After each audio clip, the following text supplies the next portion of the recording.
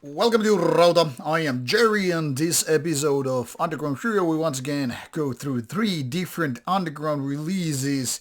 Some of them are older, some of them are a little bit newer, but nonetheless these are albums from the underground. And according to my own opinion, as always with the Underground Trio series, I'll go from worst to best. But feel free to disagree because obviously tastes and mileage may vary, so whatever I say about the order of things here or given albums might be totally different according to yours. And what matters is what you like about the albums. Links, as always, are included in the description box below. So let's get started, and first we'll go to Uruguay and Finland with a band called Upon Shadows. This is a band from 2002 actually, and earlier from Uruguay and later relocated to Finland. This is the sixth album already, Modern Obscurantism, which is a curious case. Now, these two ladies have been part of the band for a lot of time, so it's one of those all-female black metal bands, which is still, 2024, not very, very common. Not that, in my opinion, it does not matter what kind of a genitals people have between their legs, between, the groins, whatever, because what matters is the music is good. Anyway, it's worth noting that this is full-blown all-female band without a drummer. So this one is more like those synth, or keyboard-driven music, with a lot of emphasis on, of course, various uses of keyboards and, of course, guitar melodies. I say, of course, because usually it's more than likely that whenever you have a keyboard-driven metal, well, guitars are always more on the melodic side rather than roar side. There are exceptions, of course, but as a rule of thumb, that's how it goes.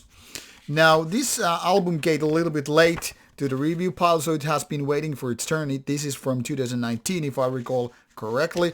So it has been waiting for its time, but like I said, it was already old when it came for review, so it has really been waiting for its turn. The music within is some 35 minutes of, indeed, the melodic, kind of gothic kind of keyboard-driven black metal, and as such, it's not for everybody. Those who are looking for more grim or more violent, aggressive kind of black metal are gonna like. Nope, that's not for me. I would say this is roughly for people who prefer the early Dimmu Borgir and the like, because this is so much more on the, say, soothing versus aggressive side of things. Even people who are into less frantic version of, say, Cradle of Filth might be into Upon Shadows. But this is hard cookie to crack for a couple of reasons. First of all, the songwriting is not your typical black metal. This is more, in a way, towards gothic metal or just melodic metal with some more blackish vocals. And then there are two flaws, more or less, minor or bigger, depending on your mood and, liking. First of all, the vocals are very much like half raspy. It's almost like kind of a, not spoken words, but not exactly your typical screamy, shrieky, raspy, throaty kind of black metal. It's very, very monotone, kind of an evil speaking voice, but done with the female stuff. And that alone is like a little bit, I don't know, robotic in a way. For some people it will be magical because it's actually quite different from a lot of black metal vocals out there, but I couldn't force myself to like it. I'm not saying they're horrible kind of vocals, but probably an acquired taste. Another thing is the use of drum machine. It's not the worst of the kind, of course, but I mean, it really lacks the kind of a dynamics, the feeling. It's not exactly bringing an industrial vibe to this album, but more like making it somewhat demo-ish on the whole thing. Production-wise, other than the lack of real drums, this is pretty basic, not the best of the type, best of the pile, but not actually bad. I mean, the guitar sounds, keyboards, whatever used, just go hand in hand well with the music. Apart from that, not exactly great, but give it a go if you like melodic synth-driven black metal. Then we go to Poland with the debut album by Haunted Cenotaph. This is Abyssal Menace, which is technically speaking like old school doom death with less gothicness than their UK-based equivalents. That is to say, early My Dying Bride, Paradise Lost, even Anathema to a certain degree. This is more like you take some ideas from early Bolt Thrower and throw them into the mix with more doomier parts. So less aggression, less tempo and all. And as such, maybe the early Paradise Lost is quite close in comparison. Sounds heavy, sounds kind of old school ways. So in that respect, people who are into retro-ish feelings with their doom death might be really in for a treat here. But I'll say this one. The songwriting isn't too catchy or captivating, memorable, depending on how you want to describe it. This one is more like the basic version, the stripped down, bare-boned, old school ways. That is to say, meanwhile, this album has totally the whole sub-genre nailed down and, definitely giving you the doom death feeling. Don't expect the next classic album along the way, say Gothic by Paradise Lost or the early works of My Dying Bride. First of all, this album is like 30 years late for that party. Among other things, this ain't really that captivating when it comes to songwriting. I mean, there's nothing fundamentally wrong here. Basically, this band is dealing you the cards you're expecting to get when you're in for this kind of stuff. But I'm saying this is more like a pair in terms of poker terms rather than flush, straight, whatever. Decent for its own style, but if you're once again looking for something magical, fundamental in the terms of doom death, this is not the album. But for worthwhile listening to if you're into doom and death metal combined. Slow, heavy, hard, and all that stuff. And then the best of the pile here is Kill the King from India.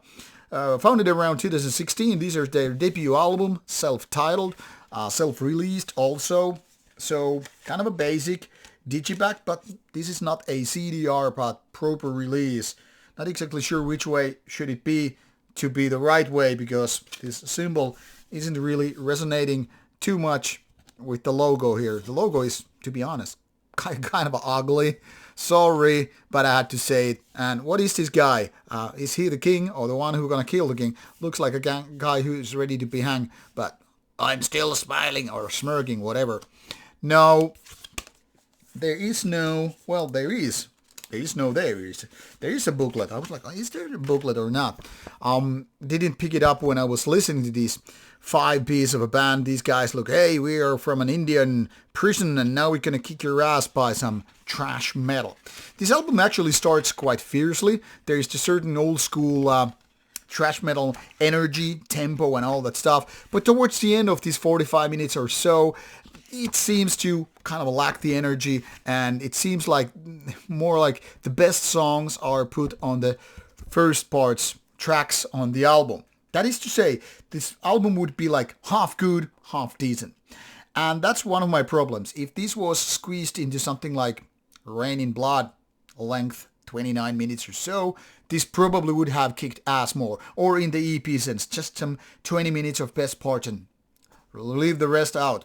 But all in all, this band sounds promising. The production is quite good. There is certain energy and vocals which are really complementing the style here. But essential thrash metal, whether we're talking about thrash metal anthems or the killer songs, the hit songs of thrash metal style, they are left out. They are not present with this album. And as such, this kind of has a strong demo-ish feeling. Almost like the band wanted to hurry up a little bit, take the parts there from the demo recordings and put on them album. We couldn't wait for an album to pick us up, so we decided to do that ourselves. And often when you don't find a label for your album, maybe you should put more effort honing your style and outcome a little bit more, so that the label would be actually, okay, we're gonna release this album. Often, and also with this case, self-financed albums seem to lack this punch or good songwriting. Sometimes both. This, in my opinion, has the production, but the songs really could be better.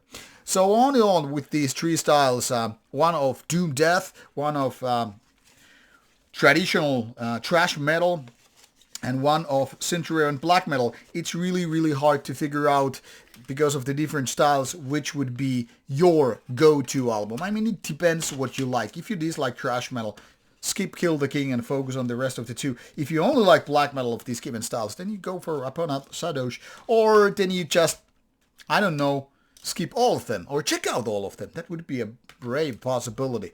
As said, the links are provided in the description box, so you figure out for yourself which one you want to release, and listen to, which releases you want to listen to. Goddamn, I'm out of my mind.